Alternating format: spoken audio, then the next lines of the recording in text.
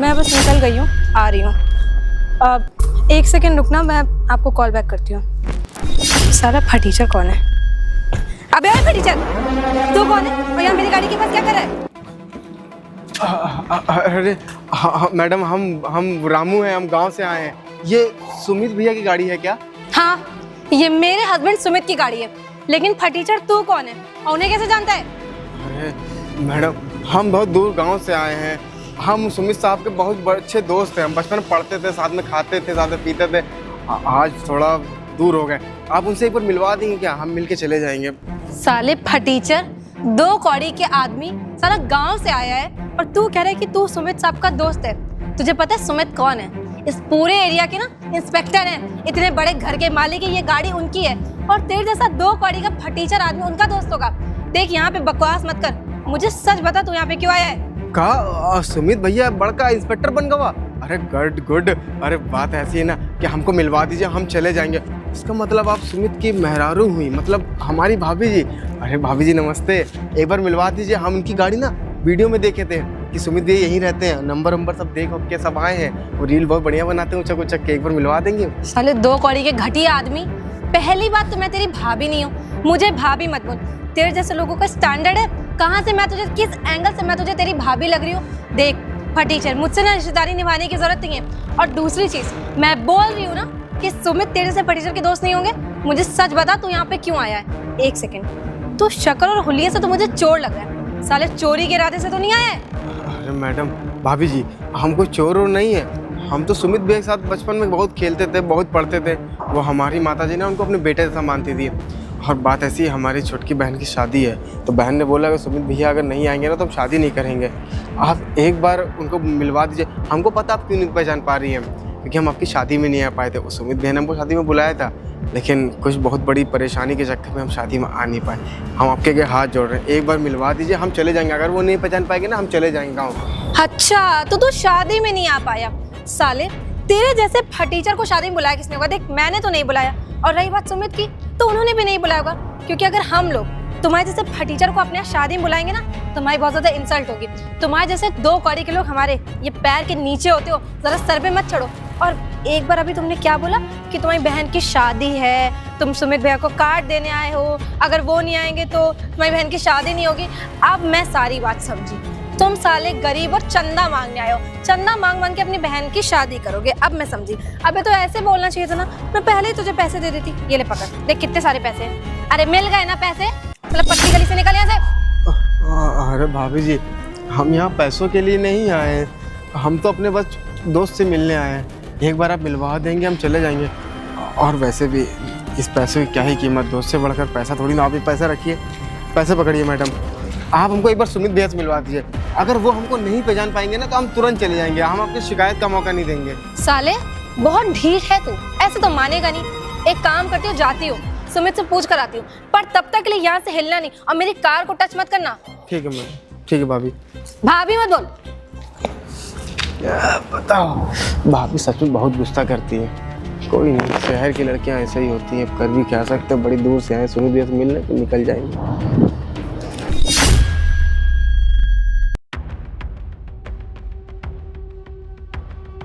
ओए फटीचर, अरे आप आ गए। सुमित भैया ने क्या बोला? किस्मत बहुत अच्छी है तेरी, सुमित ने ना बुलाया है तुझे। साले, हमने बोला था सुमित भैया हमको पहचान जाएंगे तुरंत।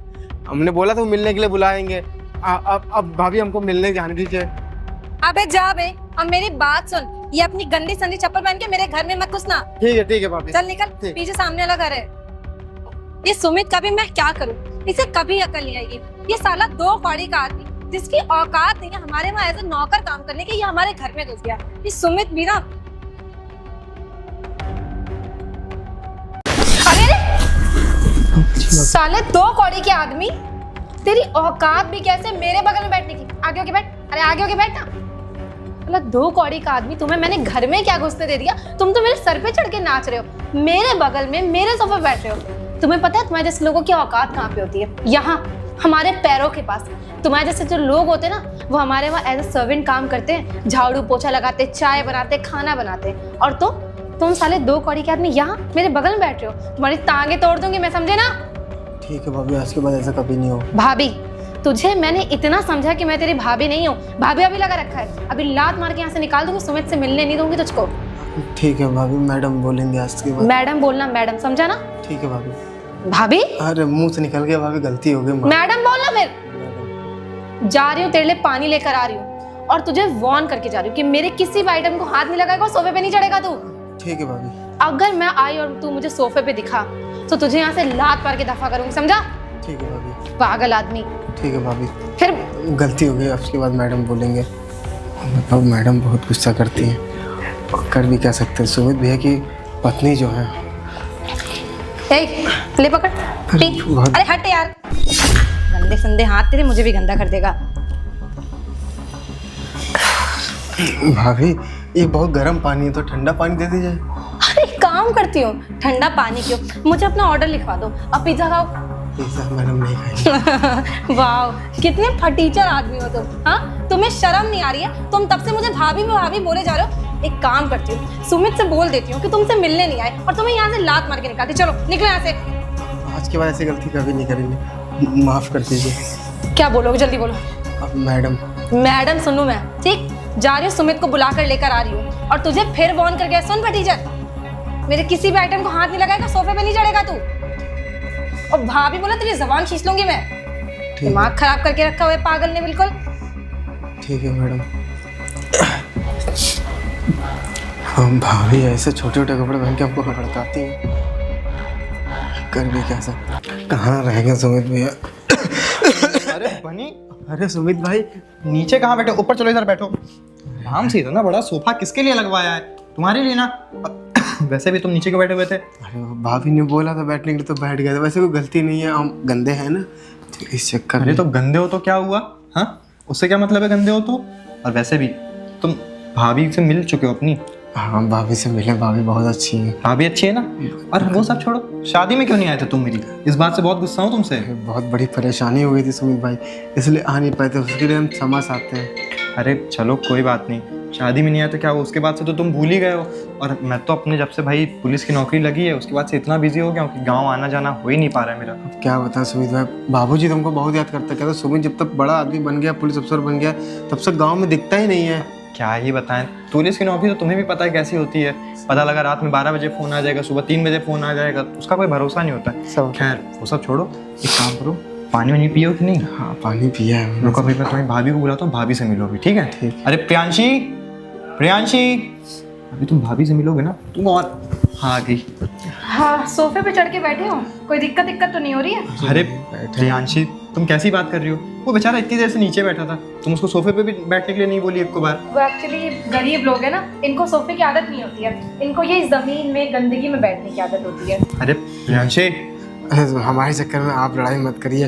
वो मैं आपको बता दूं कि हम गांव से आए थे बाबूजी की दवा लेने, थोड़ी तबीयत ठीक नहीं है। अरे तो बाबूजी की दवा लेनी? कौन सा अस्पताल में इलाज चल रहा है? हाँ, लोग बंधु में चल रहा है, तो सोचा कि तुमसे भी मिल लेगी। तुम्हारा घर भी आस ही पास पड़ता है, बहुत ढूंढा भाई, तब जाके तुम्हारा घर मिला हमको। चलो वो सब तो कोई बात नहीं, और लोग बंधु में इलाज चल रहा है ना, तो मैं एक काम करूंगा, वहाँ एक डॉक्टर वर्मा रहते हैं, मैं उनसे बात कर लूंगा, वो मेरे जानने वाले हैं, वो तुम्हें बाबूजी का इलाज अच्छे से एकदम कर देंगे और सस्ते में करवा देंगे काम। वर्मा जैसे बात कर लेना, कोई अरे दिक्कत ना बिल्कुल हो। बात कर लूंगा। बाबूजी की तबीयत बहुत ज्यादा खराब रहती अरे है। बाबूजी की तबीयत ना कुछ नहीं होगा, वर्मा डॉक्टर बहुत अच्छे हैं। खैर वो सब छोड़ो, ये बताओ माता जी कैसी हैं? अब तुमने पूछा था ना कि शादी में क्यों नहीं आ पाए थे। हाँ, क्योंकि माता जी का देहांत हो गया था, क्या? इसलिए शादी में नहीं आ पाए थे। अगर हम उस दिन तुमको बता देते कि हमारी माता जी गुजर गई, तो तुम सब कुछ छोड़ छाड़ के मेरे पास चले आते, और इतनी खुशी के माहौल में हम टांग नहीं अड़ाना चाहते थे। अरे माता जी का देहांत हो गया और तुमने मुझे एक बार को बताना जरूरी नहीं समझा? अरे वो मुझे एकदम अपने छोटे बेटे की तरह मानती थी। जब भी मैं तुम्हारे घर आता था, मेरे को खाली पेट कभी घर से जाने नहीं देती थी, बोलती थी नहीं बेटा खा के जाओ, खा के जाओ। मैं जो बोलता था मेरे लिए वो बनाती थी। और उनके देहांत हो गया, आखिरी दर्शन भी नहीं हो पाए उनके। कोई बात नहीं, छोड़ो ना। और वैसे बाबूजी तो तुमको याद करते हैं ना, माता जी चलेंगे तो क्या हुआ, जो हुआ सो हुआ। और तुम्हारे वो गांव में तुम्हारे दोस्त यार, और पता हम जिस काम के लिए आए थे, तुम्हारी छोटी बहन किट्टो की शादी है। क्या बात करो, किट्टो की शादी हो रही है? और क्या भाई, वो अरे तो बहुत खुशी की बात है। लड़का कौन है? अच्छा कमाता है कि नहीं कमाता है? हाँ, लड़का वो है, सरपंच का लौंडा है। अरे चलो तब तो बहुत खुशी की बात है। सरपंच का लौंडा है, उनका 3-4 तल्ला मकान है, 2-3 जगह जमीनें, हाईवे के पास, पैसा वाली घर में जा रही है अपनी बहन। और क्या, उन्होंने बोला ये तो भैया नहीं आएंगे तो शादी वादी नहीं करेंगे। अरे अरे बिल्कुल आऊँगा मैं। सबकी टेंशन ना लो। हमारे बाकी भैया तुम्हारे तरह खाली नहीं है, समझे ना, काम है उनके पास। प्रियांशी ठीक है भाभी, बात कर रहा हूँ ना। और छोटी सी मदद चाहिए थी अरे हमें तो। खुल के बोलो रामू, तुम मेरे से शर्मा रहे हो? अरे तुमको तो मेरे बारे में सब कुछ पता है ना, तुम बताओ क्या मदद चाहिए? हमको 1.5 लाख रुपए की मदद चाहिए थी। बहन की शादी है ना, सब कर्जा लेके कर रहे हैं और थोड़ा दहेज में हमको गाड़ी देनी है तो पैसा कम पड़ रहा है। 1.5 लाख रुपए ना, बस इतनी छोटी सी पैसों की मदद करने के लिए तुम मेरे से ऐसे बोल रहे हो? अरे तुम तो बस मेरे को एक फ़ोन करते बोल देते सुमित मेरे को 1.5 लाख रुपए चाहिए, बिना पूछे मैं भेज देता। खैर वो छोड़ो। प्रियांशी एक काम करो, जब मेरी कबर्ड में ना पैसे रखे होंगे कुछ पैसे ले आओ। अच्छा, 1.5 लाख रुपए आपके लिए कुछ पैसे होते हैं? मैं तो अभी आपसे 10,000 भी मांग लेती तो आपकी जान हलक में आ जाती। और ये फटीचर, साले फटीचर, मैंने तुझसे पूछा तो यहाँ पे क्या करने है, तो तूने बोला मैं शादी का कार्ड देने आऊँ, यहाँ आके मुंह फाड़ के पैसे मांग रहे तू। प्रियांशी तुम्हें एक बार में बात को समझ में नहीं आ रही है क्या? और वैसे भी वो पैसे ना मेरे हैं, मेरी मेहनत की कमाई है वो, और उस पैसों में से मैं दे रहा हूँ तुम्हारे वो घर वालों। पैसे सिर्फ आपके नहीं है, वो पैसे मेरे भी हैं, और मैं इस फटीचर को एक फूटी कौड़ी नहीं दूंगी। ए, चल निकल। प्रियांशी कोई तमीज होती है क्या किसी से बात करने की? हाँ, तब से मैं तुमको कुछ बोल नहीं रहा हूँ, इसका मतलब ये नहीं है कि तुम मेरे सर पे चढ़ जाओगी। चिल्लाइए नहीं मेरे ऊपर। चिल्लाइए नहीं? अच्छा, काम तुम करो चिल्लाने वाले, और मेरे से कह रहे हो चिल्लाऊं ना मैं? अरे सुमित भाई, हमारे से कम तुम लड़ाई मत करो, नहीं तो कहेंगे हम पैसे के लिए आए थे, कोई नहीं जा रहे हैं। नहीं रामू। हाँ निकलो यहाँ से, मैं नहीं दूंगी पैसा, मतलब नहीं दूंगी, समझे आप? प्रियांशी तुमको बहुत ज़्यादा घमंड है ना कि मेरा पति पुलिस इंस्पेक्टर है, मेरे पति के पास इतना बड़ा घर है, मेरे पति के पास इतने पैसे हैं, बहुत ज़्यादा घमंड है ना तुम्हें इस चीज़ का, तो शायद से तुम्हें पता नहीं है। इंस्पेक्टर तो मैं भी बना, जब मैं इंस्पेक्टर बन गया उसके बाद तुमने मुझसे शादी की है, लेकिन जब तक मैं इंस्पेक्टर नहीं बना था और करीब था एकदम, मेरे पास 2 टाइम का खाना खाने का पैसा नहीं था, उस टाइम पे पता है मेरी मदद किसने की थी? जो आज मैं यहाँ इंस्पेक्टर बन के खड़ा हूँ। सुनना चाहती हो? सुनो। क्या बताएं, रामू भैया को हम बोले तो थे आने के लिए। अरे सुमित भाई कैसे हो? रामू भैया आ गए आप? अरे बड़ा दूर घर पड़ता तेरा यार। बताओ क्या हुआ, बड़ी टेंशन में लग रहे हो? भैया क्या बताएं, आपको तो पता ही है हम बड़ा इंस्पेक्टर बनना चाहते हैं, अधिकारी जिसके यहाँ पे स्टार लगाओ, लेकिन अरे तू चिंता क्यों कर रहा है यार, तू अफसर जरूर बनेगा। बता मुझसे क्या काम है तेरे को और क्या दिक्कत है? भैया क्या ही बताएं आपको तो पता ही है हम ऐसा कुछ काम करते नहीं है कि फार्म उरम भरने का पैसा आ जाए हमारे पास। अरे मैं समझ गया तेरी दिक्कत क्या, तुझे पैसे की जरूरत है ना, और मैं गया था वसूली करने, जो सब्जी मंडी लगती है ना वहाँ से वसूलता हूँ मैं। ये देख कितने रुपए जरूरत है तेरे को? भैया 2000 का फार्म आया पुलिस वालों का। ये कुछ पैसे पकड़ तू, ठीक है, और ये रास्ते के खर्चे के लिए, अरे ठीक है ना। आराम से जा, फॉर्म भर, पेपर दे, एग्जाम दे, ट्रेनिंग दे, और भर्ती जरूर होना भाई, क्योंकि देख मेरा नाम रोशन करके आना ही तुझे। जी भैया, हम ना ऐसा ज़रूर करेंगे। और भैया आज ना आपने मैं बहुत बड़ी मदद कर दी, बहुत बड़ी मदद, और इसका एहसान हम भैया आपका कभी नहीं अरे भूलेंगे। देख तू मेरा दोस्त है, अगर दोस्त से काम नहीं आएगा तो किससे काम आएगा? और ये पैसे मैंने तुझे इसलिए नहीं दिए कि हाँ मैं तेरे एहसान कर रहा हूँ, ये तो वैसा तेरा करियर को आगे बढ़ाने के लिए तू बड़ा अफसर बन जाए। बहुत बहुत धन्यवाद भैया, आप जैसा दोस्त ना सबको मिले। अगर आज आप ना होते ना तो शायद से हमारा पुलिस इंस्पेक्टर बनने का सपना ना धरा का धरा ही रह जाता। आज आपने हमारी ना इन कुछ पैसों से मदद करके ना बहुत बड़ा एहसान किया है हम पे। है तो चिंता मत कर, तू आराम से जा, ठीक है। कब की ट्रेन है? शाम की? जी भैया शाम तो की ठीक है, फिर जल्दी तैयार व्यार हो, आराम से भौकाल में बन के जाना, ठीक है ना, ठीक और भर्ती होकर ही आना, है ठीक है ना। हम जरूर भर्ती होके आएंगे। चल ठीक है, आराम से जा, हाँ मैं निकलता हूँ। हाँ भाई ठीक है, धन्यवाद भैया। कोई बात नहीं। बताओ ये रामू भैया इतने अच्छे हैं, अरे ये तो मैं सगे भाई भी नहीं है, एक बार बोलने पे हमको इतना सारा पैसा दे दिए। एक ना एक दिन ना इनकी मदद जरूर करेंगे और बड़े अधिकारी बन के दिखाएंगे। अब समझ में आया क्या हुआ था। और तुम बेचारे इस रामू को इतना उल्टा सीधा बोल रही हो, उसको ऐसे जमीन पे बैठा लियो। अरे मैं उसके सामने बोलना नहीं चाहता, तुमने उसको इतने गंदे गिलास में पानी दिया है, मुझे क्या वो दिख नहीं रहा है? मैं यही सोचा था कि रामू चला जाएगा उसके बाद तुमसे बोलूंगा। थोड़ी सी तो शर्म कर लेती प्रियांशी। मैं पैसे लेकर आती हूँ। जाओ पैसे लेके आओ पहले। बहुत बहुत शुक्रिया सुमित भाई, अगर तुम ना होते तो हमारी बहन की शादी शायद टूट जाती। नहीं ऐसा कुछ नहीं, मेरे होते हुए किट्टो की शादी ऐसे कैसे टूट जाएगी? सुमित ये कबर्ड में भी 50,000 कैश पड़ा था। चलो कोई बात नहीं, एक काम करो रामू, तुम ये 50,000 रुपये रखो और इसको तुम अपने पास रखे रहो। तुमने 1.5 लाख रुपये बोले थे ना? हाँ तो एक काम करता हूँ, मैं तुम्हें सीधा 2 लाख रुपये और तुम्हारे बैंक खाते में भिजवा देता हूँ, ठीक है? ठीक है। बहुत बाकी रामू भैया मुझे माफ़ कर दीजिए, मुझे आपके साथ ऐसे बात नहीं करनी चाहिए थी। आपने मेरे हस्बैंड के लिए कितना कुछ किया। अरे मुझे भाभी, अब पता चला। आप माफ़ी मत मांगिए, हम जैसे छोटे लोग के यही औकात है। हम घर के बाहर हैं तो आपने हमें कुत्ता समझ लिया, नहीं तो भैया। कोई दिक्कत नहीं। नहीं मुझे माफ़ कर रामू, दीजिए। ये सब बोलने की कोई ज़रूरत नहीं, वो गलती तुम्हारी भाभी की भी नहीं है। अभी देखा ना, जैसे मैंने भाभी को सच बताया वो एकदम समझ गई सारी चीज़ों को, वो शहर में रह के ऐसी हो गई है, बाकी दिल की बहुत अच्छी है। खैर वो सब छोड़ो, देता हूँ, शादी कब है? शादी अगले महीने है। अगले महीने है? तो एक काम करते हैं, 15 दिन तुम आराम से हमारे पास रहो, अब 15 दिन बाद हमारी ही गाड़ी से तुम चलना गाँव। यहाँ तक कैसे आए थे? ट्रेन से आए थे। ट्रेन से आए थे, कोई दिक्कत नहीं है, अब ट्रेन से जाने की ज़रूरत नहीं है। 15 दिन आराम से यहाँ रहो, खाओ पियो, भाभी बहुत बढ़िया बढ़िया खाना बनाती है, ठीक है? और बाकी किट्टो का जो भी लहंगा होगा वो मैं पसंद करूंगी, और मैं साड़ी वाड़ी सब मेकअप आर्टिस्ट पूरा मेरी तरफ से, ठीक है? आप हमको कोई चिंता लेने की जरूरत ही नहीं जब तक आप लोग हैं। बहुत बहुत शुक्रिया। चलो बाकी कोई आप बात फ्रेश नहीं। हो लीजिए, एक मैं काम खाना करो, लगवाती बहुत दूर से आए ना, थक गए होगे सफर से, जब काम करो फ्रेश हो जाओ, भाभी तुम्हारे लिए खाना लगवा रहे हैं, ठीक है? जाओ।